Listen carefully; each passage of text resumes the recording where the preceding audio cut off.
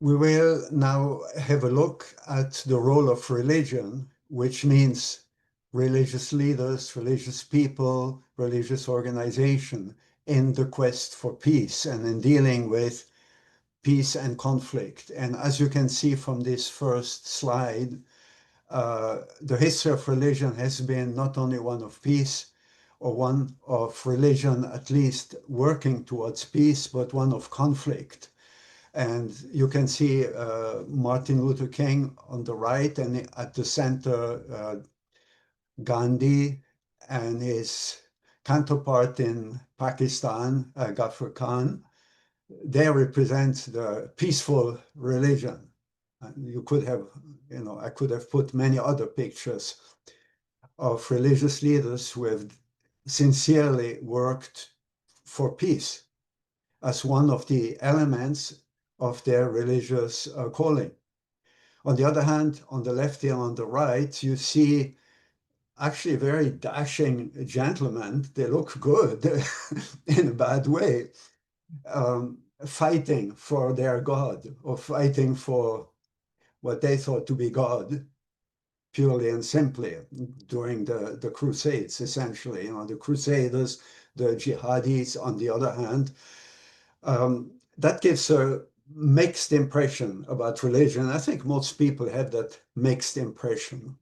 Now, in terms of dealing with world affairs, which ultimately is what we are doing, religion has been relatively, or actually remarkably absent until, I would say, until the 21st century, or a little bit before the 21st century, specifically until the fall of the Soviet Empire. That was really a turning point.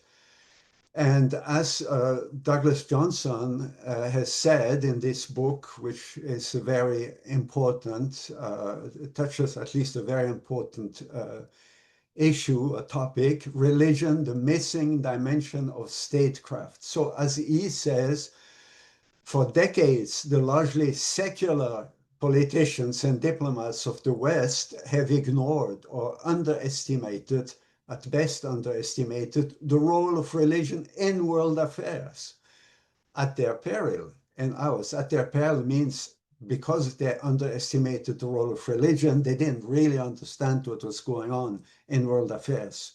And at our peril, because that misunderstanding or that lack of realization of what religion represents in human society had negative consequences. Of course, if the decision makers are blind to an essential dimension of human life, then things will go wrong.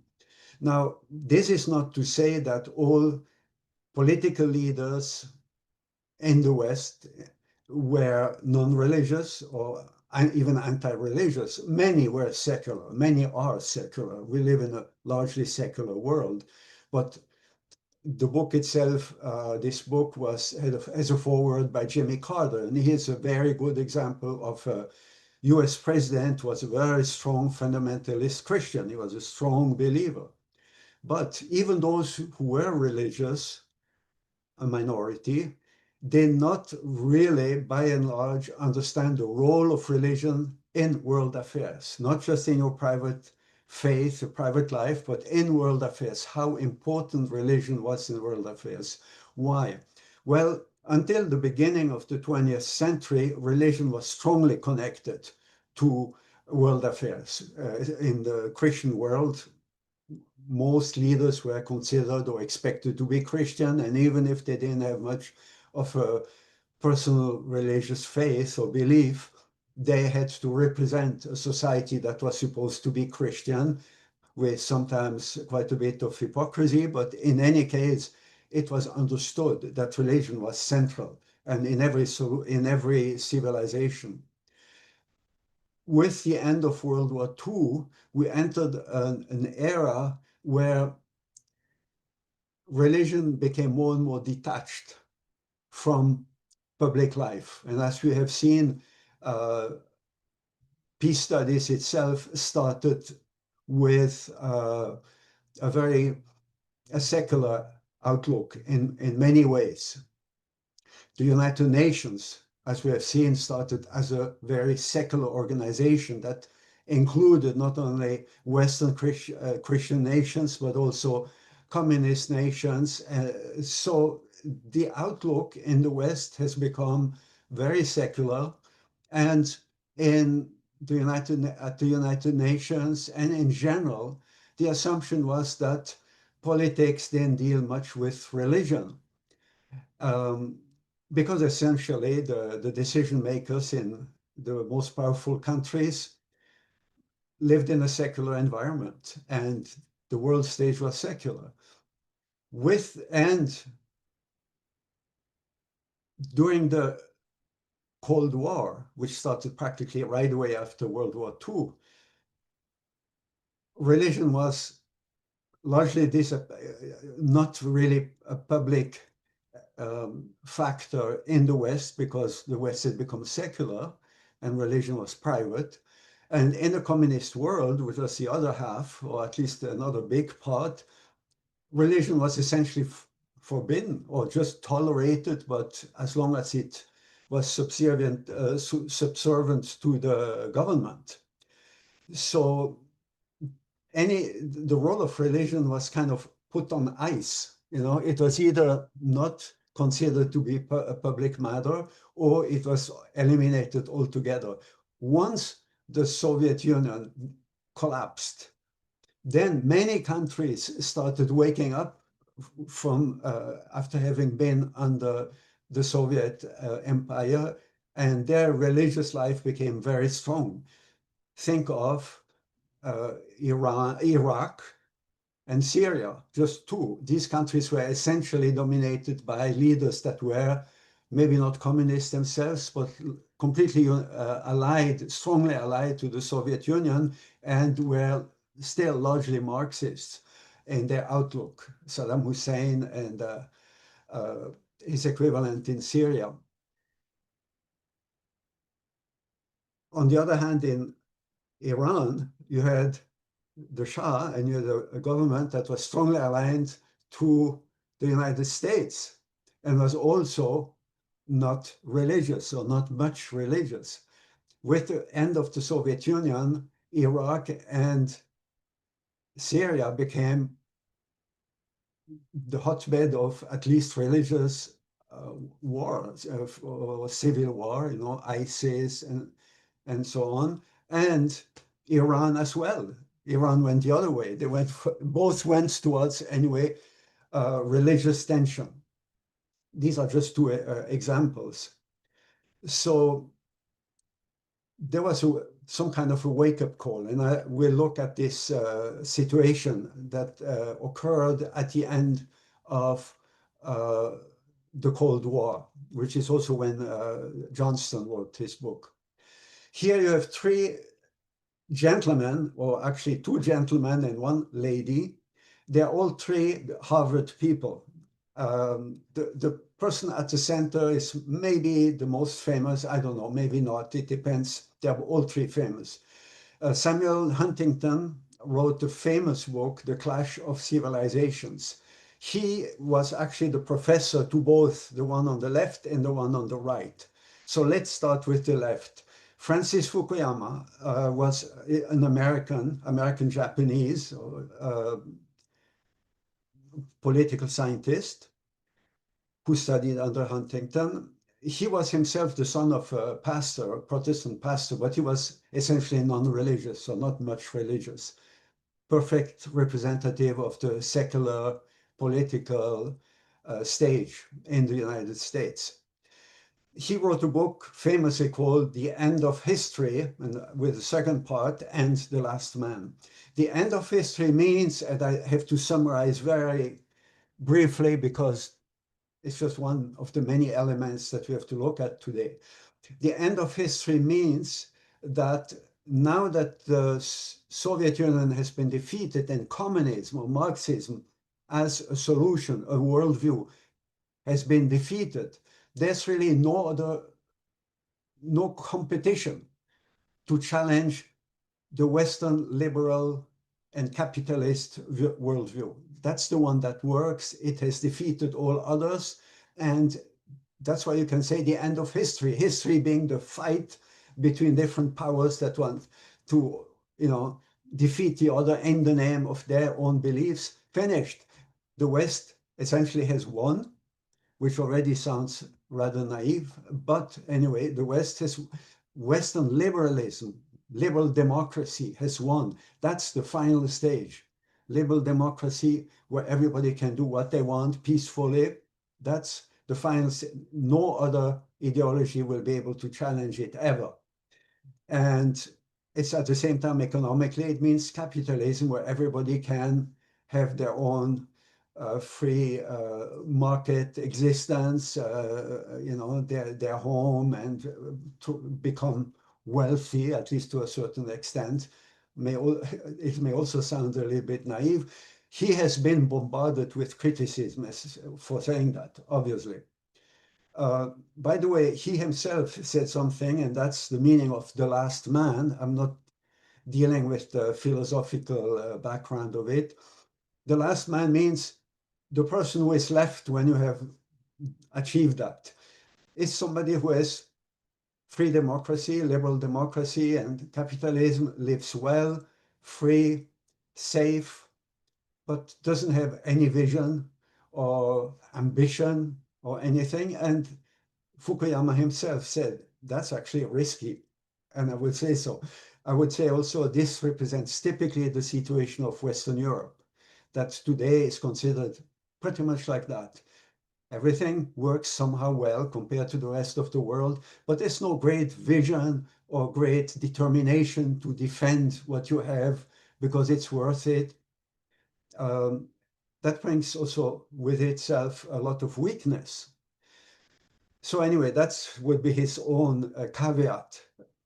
Now, Huntington is one of those who really brutally attacked his former student, who had published actually before him a groundbreaking book. And Huntington published his own groundbreaking book, The Clash of Civilizations. He said what Fukuyama believes, namely that Western democracy will control the entire world and bring this kind of end of history peace with it. That is fundamentally wrong. He said, Huntington says, the civilizations are quite fundamentally different from each other. There's several that cover the globe, including Christianity, Islam, Confucianism, China, and so on, Hinduism. They have very specific and different natures or characters.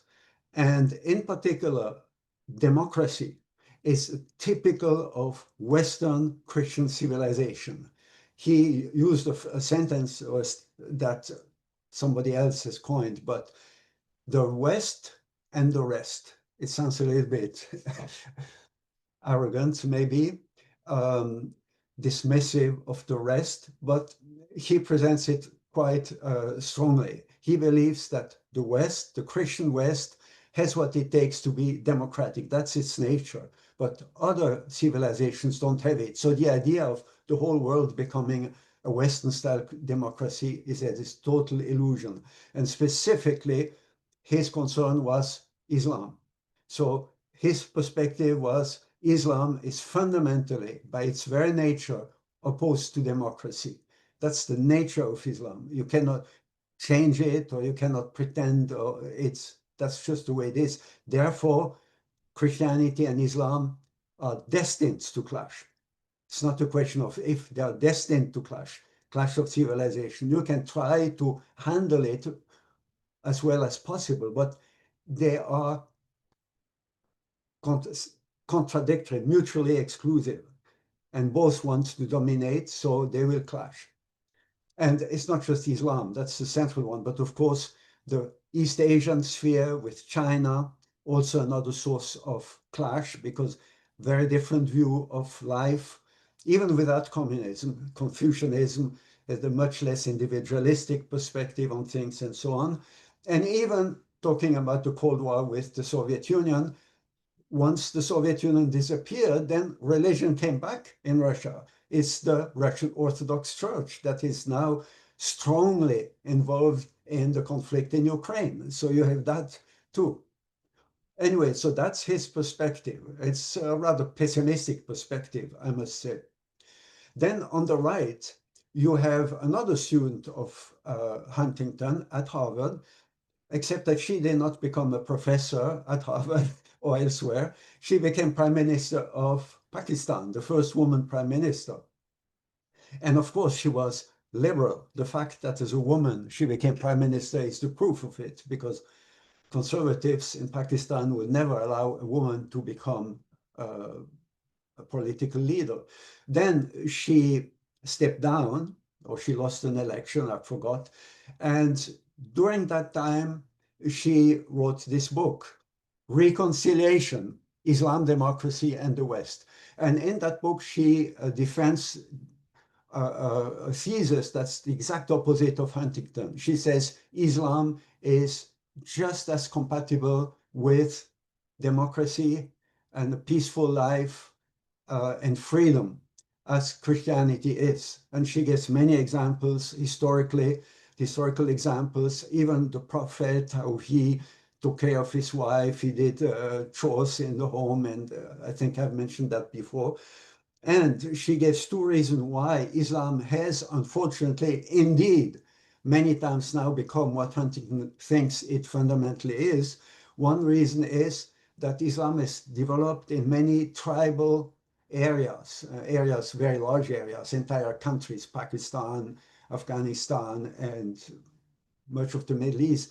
These countries remained largely tribal, and Islam, when penetrating these countries, has absorbed many of the tribal traditions of these countries. So much of what Islam has become, especially in these countries, has actually nothing to do with Islam. For instance, female genital mutilation, which is very common in many Islamic countries, has nothing to do with Islam, nothing at all.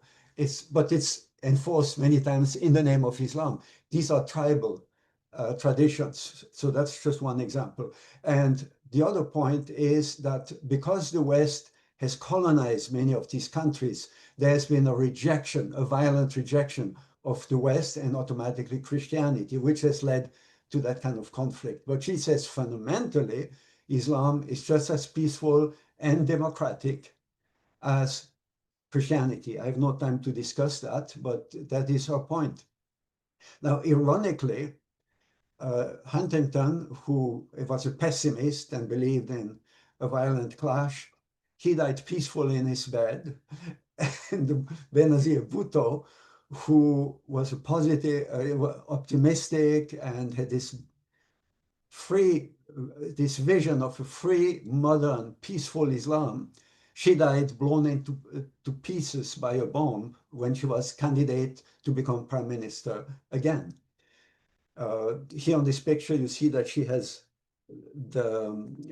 a scarf on her head, but in her private life, she never wore one. That was just because for the public, it would have been too much not to appear with one. So fascinating books, but it takes a while to read them. So I encourage you to try to find the time. Next, since we have seen that there's violence and not violence in religion, and it's a back and forth in the discussion, obviously, historically, there has been both.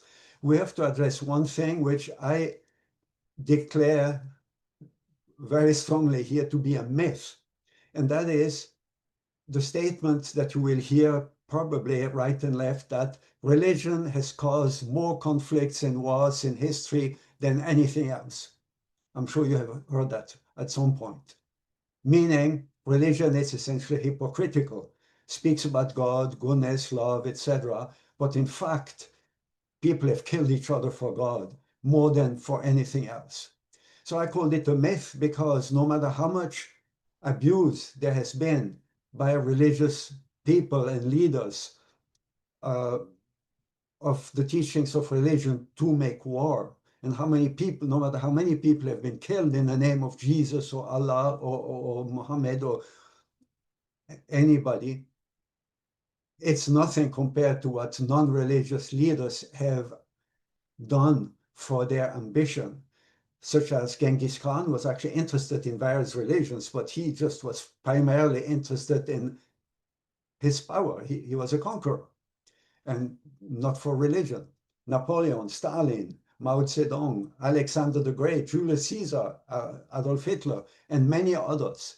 They together have killed hundreds of millions of people, more than any religious leader has ever caused to die for religion. So people who say religion has been the source of war, the most important source of war, you have to take this for what it is. It's a statement by anti-religious people who wants to denigrate religion by saying that.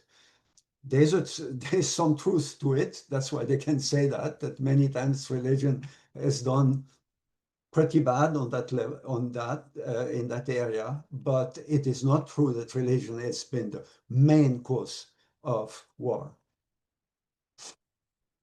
Now, if religion has not been the main cause of war and conflict, then what has it been? Well, it has been both. It has been a source of conflict, that's the religious wars, yes. But religion has also often been the solution. And you have, and that will be our key concern in this week, there have been peace negotiators. Religions have often been those or religious leaders who tried to help, successfully or not, people around them and political leaders to help them work for peace. The US presidents have all had their spiritual advisors. So and every country has some kind of a religious influence that encourages their public figures to act peacefully. Actually, the most interesting thing is that when religion is left out of the picture, that's when it tends to revert to being a source of conflict. And here you have this picture of those of you who are young. For you, it's already old history, but I guess you still know Yasser Arafat was the head of the Palestinian organization. On the left, the Prime Minister of Israel, Yitzhak Rabin, who was a general. He was a general, but like many times, generals are the ones who know best what the cost of war is, and they want peace. So in any case, he became prime minister, and Rabin and Arafat together, they signed the Oslo Peace Accords with the help of the US President Bill Clinton. Now, the Oslo Peace Accord, Oslo reminds you of Scandinavia, right? And the Nordic model, in other words, a rather secular perspective. Indeed, these accords were made with the conscious exclusion of the religious players in the Middle East, with the sense that we don't want to deal with these people. They are fanatics or whatever. Anyway, they are going to make it difficult. So no religion, we are just going to make peace on the level of responsible leaders of the countries, and then the rest will follow. It didn't happen. They made peace. They got the Nobel Prize, Nobel Peace Prize. But then very quickly what happened, Rabin was murdered. He was assassinated, not by a Palestinian, actually, by one of his own people, ultra-Orthodox Jew, who did not forgive him for betraying Judaism by making peace with a Palestinian. Arafat himself died also, and then very quickly the religious war, you could say, a war or very strong, very tense non-war situation, then again war for a while, and so on and so forth until now, with a very strong religious component to it. And peace scholars usually agree that leaving out the religious factors, the religious factor was not a good idea, because they felt our concerns are not taken into account, so we are no part of this peace. We don't want that peace. Now, another person that you know already, Elise Boulding, who was a pacifist, peace scholar, she pointed out that there is indeed duality in the religious culture as far as peace and war are concerned.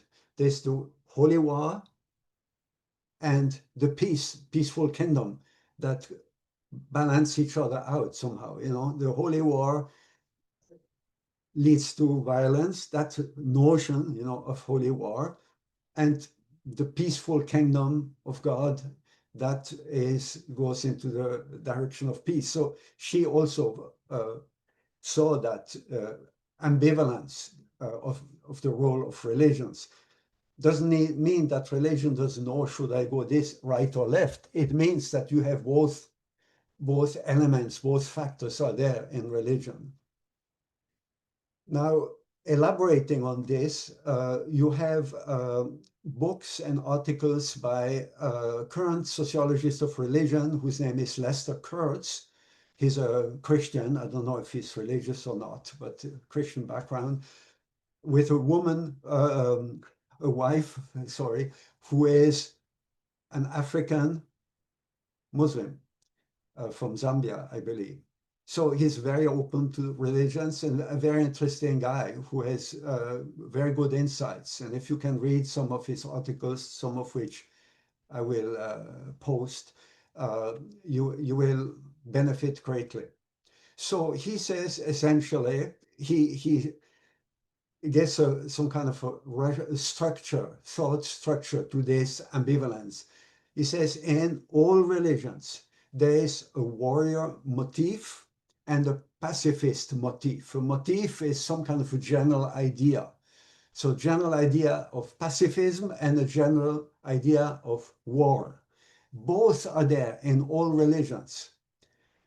And all sacred scriptures of all religions have these two motifs, with one exception, Buddhism. Buddhism does not have the warrior motif.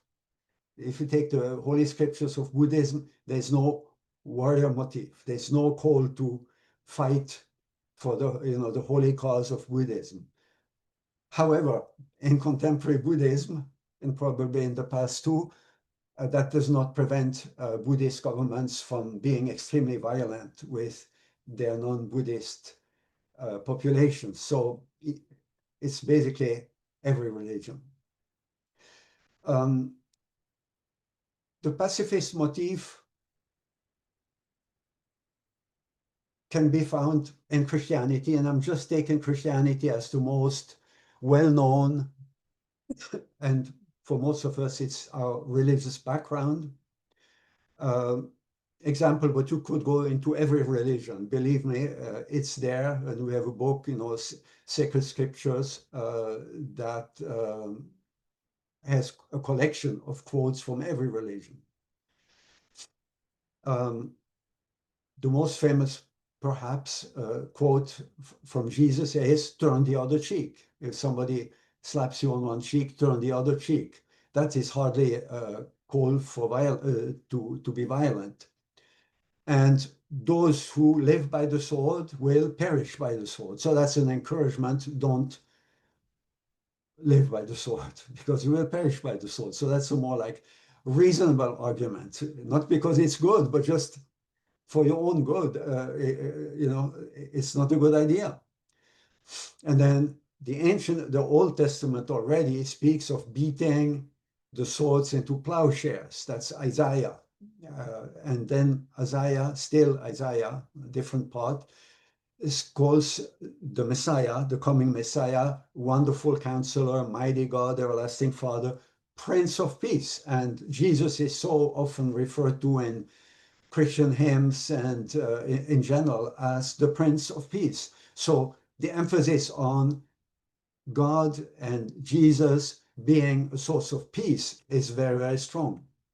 However, excuse me, however, the warrior motif is also not absent from the Bible. So first of all, you have much of the Old Testament filled with war stories, where essentially God tells his people to go to war. And if the king of Israel did not kill and plunder all the defeated non-Jewish enemies of Israel, if he didn't kill them all, then God took away his power as king. So the God was really intent on killing everybody. That was Saul, who was then replaced by David. So you have these stories that actually, if you remember Augustine and Just War, he said, when God says to kill them, it's sacred. Don't ask questions. God asked for it. That's it. Now, we could speak at length about these stories in the Old Testament. I have no time. But in any case, in Revelation, the last book of the New Testament, you have the story of the return of Christ. And that again is filled with violence, even though it's a vision or dream, but it's still filled with violence. In between, you have the Jesus that we have seen, the Jesus of peace. And even in the Old Testament, towards the end, you have the prophets like Isaiah and others who strongly emphasize the message of peace, but not only. Jesus himself, however, John 2:13-16, is Jesus cleansing the temple.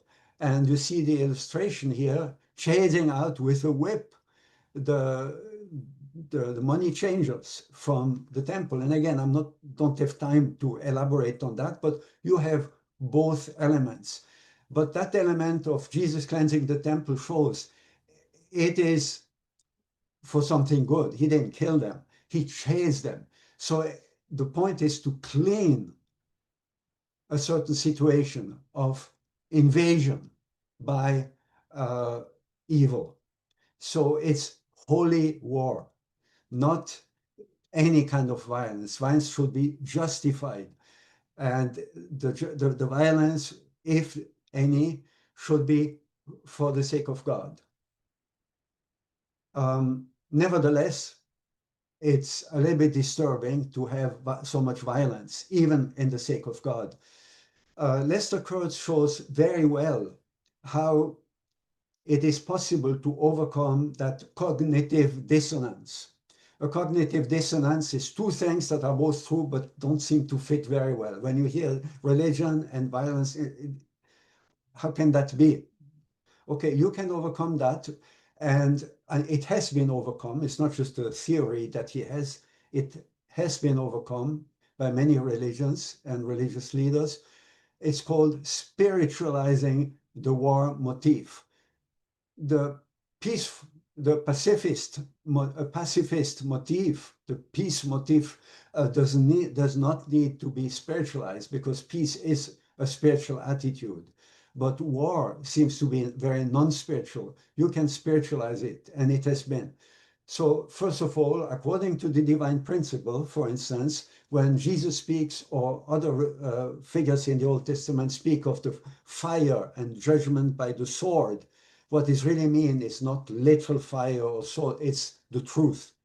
So so truth can hurt.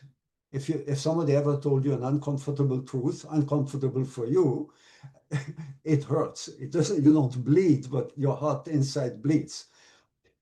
Then you have the very famous notion of jihad in Islam, which in fact includes two elements, the greater jihad and the lesser jihad. The jihad that everybody knows, the holy war, where you go and bomb airplanes and kill people who are non-believers and so on. That's the lesser jihad, that only when absolutely necessary is acceptable according to Islam. And according to most interpretation of Islam, even then, bombing civilian airplanes is not acceptable. So the notion of jihad is the lesser jihad. That means if absolutely necessary, only in a certain way. The greater jihad that is always there is the war within my own chest between the goodness and evil, between God and Satan. So the greater jihad means the faithful believer's struggle within himself to be good, to be a good believer, and not to surrender to temptation. So that's a completely different type of violence, right? It's a war. Like you have a Salvation Army, for those who know that. That's a religious group that helps the poor, but they have a uniform. They organize themselves like an army, but it's not an army to kill people, an army to save and help people. So that's, again, the spiritualization of the war motif. Also, and again, that's from the divine principle, destroying a people or a nation doesn't mean you destroy the nation. You destroy the evil sovereignty that dominates that nation. When Nazi Germany was destroyed, we say that commonly, the destruction of Nazi Germany, but we know immediately what it means. Germany is still there, and the German people survived. Many died, but more survived. What was really destroyed is Hitler's stronghold on this country. Then you have, talking about Hinduism, that also has a strong tradition in its holy scriptures of war, fighting for the goodness of Hinduism, to defend Hinduism. The Bhagavad Gita speaks of the duty to go to war, not because you are bloodthirsty, but it's your duty for God or the gods. And Gandhi, who was Hindu, completes the sentence, to go to war on the battlefield of the human heart, which is like the greater jihad. So you see that there is this kind of a tradition within the warrior motif, even within the warrior motif, a tradition of spiritual understanding of that, what fight means, fight against sin. So it doesn't mean you have to kill other people. And that is a very, I think, important thing to realize when you deal with the notion of holy war and all these things. That's the true original nature of it. So as a consequence, you can see that those who were able to practice this type of understanding of holy war were able to synthesize, and Gandhi is an example of one who synthesized the warrior and the pacifist motifs. Why? Because the warrior motif became spiritualized, and then there was no problem anymore. It went perfectly well together. You win the war against sin in your own heart, and then you can make peace with your brother and sister. You know, fighting like a warrior, strong resistance, both Gandhi and Martin Luther King, they were not weak people. They fought at the risk of their life against evil. Resistance, but not violent resistance. They fought like a warrior, but without harming the adversary. And so these are two great examples. That reminds you, by the way, of Immanuel Kant, who, contra Hegel, said, you don't need to be a warrior to be strong, to be spiritually strong, or to be just fundamentally strong. You don't need to be a warrior. And these two men were very strong. They were much stronger than most warriors. Now, nevertheless, when religion doesn't succeed in spiritualizing the notion of war, then bad stuff happens. And unfortunately, when you go to war for selfish purpose or for just for your country or for whatever, there's not much justification behind it. And then you fight and then you lose or you win. And then when you feel that you go to war for God, to defend the holy name of God, the sacred name of God, you have an additional power that makes actually holy war the most ruthless forms of war, because you don't kill for yourself, you kill for God. And Huntington, we talked about him just before, wrote, psychologically, religion provides the most reassuring and supportive justification for struggle against godless forces, which are seen as threatening. It's godless forces or forces of the other religion. The other religion believes in God, but since another way of believing in God is considered godless, just the same. And you have here, to show you how quickly that happens, you have the Pilgrim Fathers, as they are called in America, who in the early 1600s came to Massachusetts, right, to escape religious persecution in England. So they came for their religious freedom. Within generations, just no time at all, they started burning or hanging, executing their own people and each other for religious disbelief. That's how quickly it went. And it's always a sign that you have lost your real spirituality. This is a picture of a witch who was, they were actually not burned at the stake in the Northeast. They were hanged. But anyway, they were killed. They were executed because some neighbor accused them of being witches. And immediately there was this frenzy and they were considered to be dangerous. If you have a strong spiritual life, you don't feel threatened by the fact that there might be a witch somewhere who was most probably not a witch. So this is a very good example of religious use of violence in a bad way. And Georg Simmel, whom again we have seen before, you remember conflict, the nature of conflict, he analyzes that further.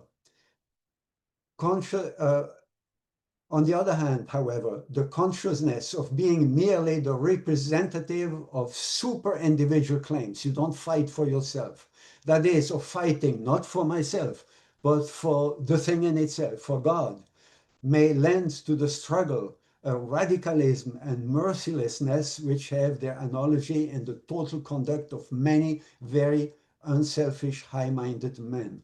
In other words, are willing to unselfishly and generously sacrifice your own life to kill other people for God. And because these people don't grant themselves any consideration, I mean, they don't try to save themselves at all.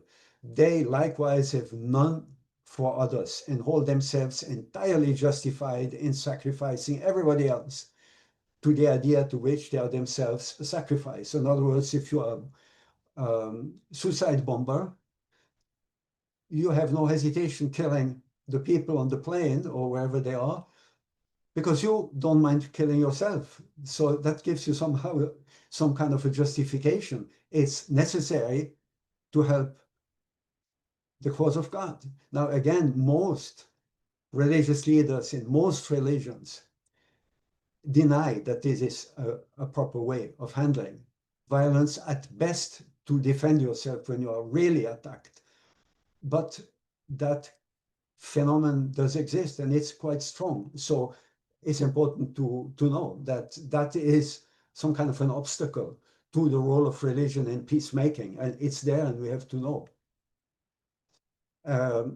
This summarizes what I said. When the warrior motif is taken literally, that means kill them, religion risks losing its transcendence and with it its potential for peacemaking. In other words, you remember Galton speaking of transcendence, the transcend method. If you want to get two sides to find a way to make peace with each other, they are opposed, but you try to get them to make peace, you have to find a higher perspective. And he said it doesn't need to be religious, even just looking at things from a higher perspective and try to make them come together in peace. The ultimate high perspective is, of course, God.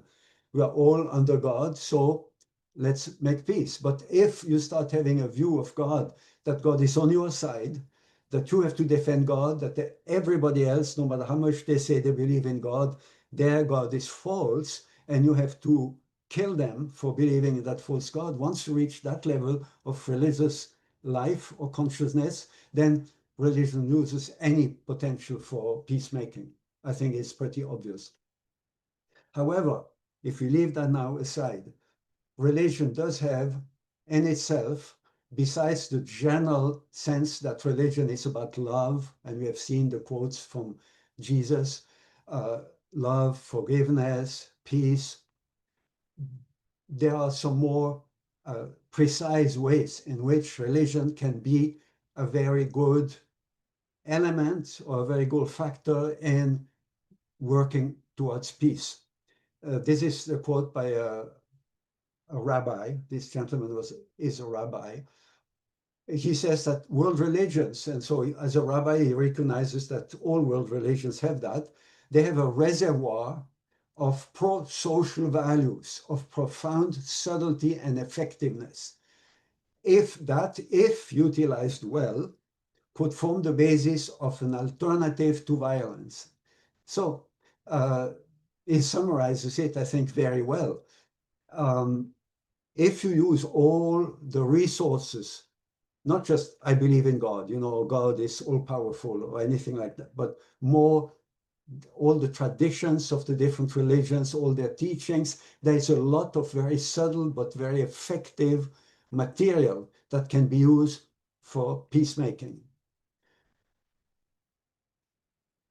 And indeed, many times peace brokers, that means mediators, those who are called, sometimes they go on their own to a place where of conflict and volunteer, but many times they are called by the parties or one of the parties, and then the other one accepts them. They are ideal moderators, and we will see that concretely during this week and through your readings and what I'm asking you to do. Religious people are often seen as ideal peace brokers when they are not of the kind that bombs airplanes, obviously. And they can be from any religion. And interestingly, they can be ideal mediators and peace brokers in conflicts that are religious, and we'll see an example, when religious leaders on both sides of a religious conflict rise above their own limited perspective and make peace with each other, and then together they guide the members on both sides to make peace with each other, with great difficulty usually, but they do it. But many times religious leaders are asked to intervene as mediators between two factions that are not religious at all. In Angola, in Mozambique, this has been the case. Catholic priests being mediators between two parties, to a fight for power that, one was Marxist and the other one was otherwise non-religious. They call religious leaders because they believe that more than most others, religious representatives may appear to have no stake in a conflict, unless, of course, they prove that they do. That means they can lose their qualification by behaving poorly. But generally, they are expected, because they are religious, they are not there for power. They are not, a religious man doesn't want to become president. He doesn't want to power base. He wants to serve God. So they are harmless. They are not going, and they are also loving for everybody. They are not going to love one side or the other. At least if anybody can be expected to be like that, it's religious people. So many times they are called in that capacity. And that's what we are interested in this course. Now, here you have the World Economic Forum, Davos, has published a document by another rabbi, that just happens to be, who was a very important person a few administrations ago. It's not the current, not the past. He was US Ambassador at Large for International Religious Freedom. And he identified 4 more specific points that where religion can help resolving conflicts. And here they are summarized, and I look at them one by one. The first is the idea of human dignity and the common humanity of all people. derived from the notion that all are created in the image of the divine. That idea is fundamental or foundational to true peace. Christians say we are children of God, or Islam has the notion of servants of God, and other religions will express it a little bit differently, but God is the creator. God is the origin, or even the gods. And we have a common origin. And because of that, almost all religions will insist on a common dignity as human beings. And religion has been very strongly influential in the creation of the notion of human rights, for instance. So that is an important part. God and man are meant to be together, and that means every human being. Number two, interfaith protests and activities in general often focus attention on peaceful reforms or peaceful forms of resistance to oppression and injustice. That's Gandhi, that's MLK. Often, not always, because there's always exceptions, but generally, when religious people fight for something, they do so peacefully. So they show a way. And indeed, Gandhi and Martin Luther King have shown an effective, successful way to challenge an injustice and solve it. Now, it has led to further injustices down the road because on their own, they were not able to solve fallen human nature, to bring an end to all suffering and all violence. But they achieved something really remarkable. And that can be an example for everybody.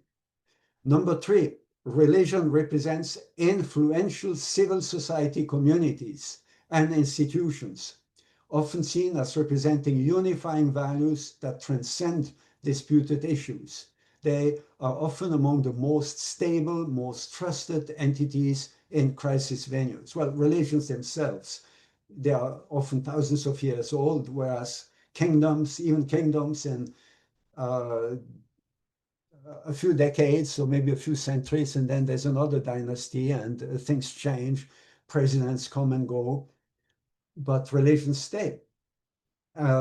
And generally, religions are much more stable than political forces. And religions are seen as influential civil society elements or communities that are there to serve others. And they have what in the language of peace studies is called moral leverage. Here you have the Pope and the Secretary General of the United Nations. The Secretary General has political power. Actually, he doesn't have much, but he represents all those who have it, political power and certainly prestige. The Pope has political power because he is the head of state of the Vatican, but his army is just a few Swiss guards. He has no power whatsoever. But he has a lot of moral leverage. And he is not the only one, but he is the head of the biggest single church or organization in the world, in Christianity or outside. And so he has a huge moral leverage. That means when he says something and asks parties to do something, people listen. They don't necessarily obey, obviously, but they listen. He has weight. It's called moral leverage. And then fourth, local and international religious entities play a large and often unappreciated role in promoting education, delivering healthcare services, and addressing poverty, all of which create conditions without which peace cannot flourish. You remember human security? If you have no human security, you cannot even dream of peace, or maybe temporary negative peace, but you need to give people not only fundamental rights, but the capacity, the possibility to actually benefit from these rights and to live lives where they have these rights are respected. And here I put one example, Islamic World Relief Worldwide. The Catholics have Caritas, then you have the Red Cross, which is not directly religious, but inspired by Protestants. And every religion has their own usually multiple relief organizations. So that is the fourth element that religion has that allows religious people to speak for peace because they come so with all these things. So if a religious community is involved in peacemaking, the participants know that not only will they help them make peace at the negotiation table, but afterwards they will be able to bring in the goods that are necessary to give relief to the miserable populations that have been decimated by war. That's also needed. Otherwise, they will start fighting again to take whatever little bit the other one has. Sorry. Now, the more specific strategies, how peace negotiation can be pursued by religious leaders, religious representatives, and communities, is described among many others in these two documents that you will be able to study this week. One is on the right is published by Priaulx, you all know Priaulx, and on the left you have another peace scholar who has published also another very important and very interesting document or paper article on the role of religion in peace making. So I invite you to study them and you will be asked to discuss them. Now, beyond that, this is my last slide. We can, of course, dream of even more. If religions cannot just help people make peace here and there, but if religions could come together and identify certain common views that avoid clashes between them, how to avoid clashes between different taboo lines, one says you cannot do this, the other says no, you can, but you cannot do that. Trying to find something higher, fundamental ethics of love, then maybe you could get some kind of a union of all religions without changing from one to the other, but coming together, which is, of course, our founder's vision. That was already the idea of Hans Küng, who is a Swiss theologian, happened to be a friend of my mom, and who had this, in German, Projekt Weltethos. That means the project Wealth Ethics, translated differently in English. And he said it comes from having generally accepted ethical standards, identify generally accepted ethical standards. And then he very wisely adds, to have these standards identified, that means like a constitution, is good, but not enough. You also need a common spirit, because if the people lose the spirit of that constitution, like the US Constitution, if you lose the spirit, that will quickly disappear. So we need to identify what can bring all your religions together to stand up for a peaceful world. And we have to cultivate a spirit that acknowledges this kind of a unifying global standard of goodness. And that concludes my presentation today. Thank you.